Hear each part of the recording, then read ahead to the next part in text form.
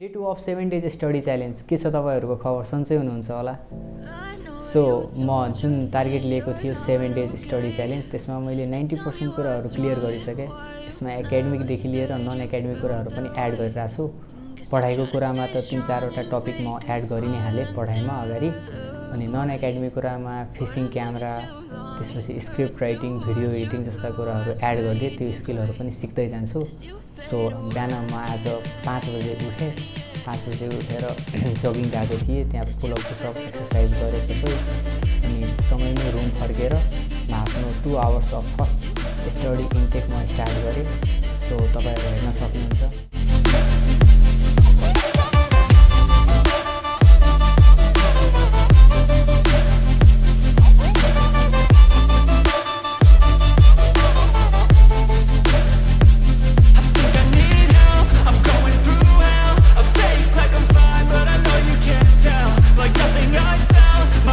2 hours मैले complete गरिसके so अबको 2 आवर्स म म्याथमेटिक्स आफ्नो प्र्याक्टिसमा राख्छु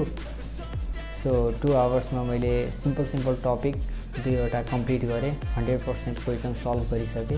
सो 1-2 वटा क्वेशन्स थियो त्यो नि सल्भ गरिराछु तपाईहरु हेर्न सक्नुहुन्छ सिम्पल इन्ट्रेस्ट कम्पाउन्ड इन्ट्रेस्टको क्वेशन हो यो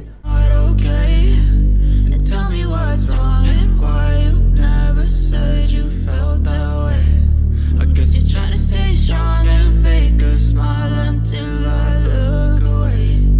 But I've known you too long, it hurts to watch your blue eyes fade to gray as you fade away.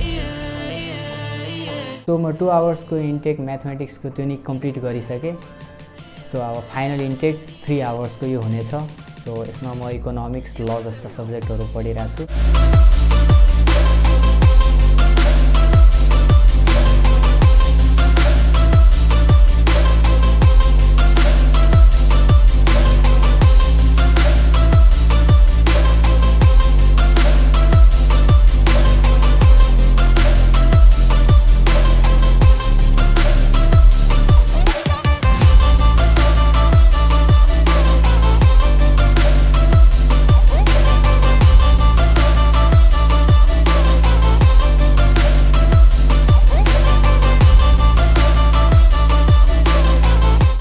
So यो ब्लग चाहिँ अलिक डिफ्रेन्ट हो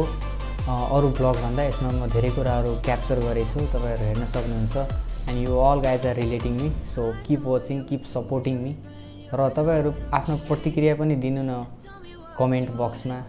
so see you in the next video thank you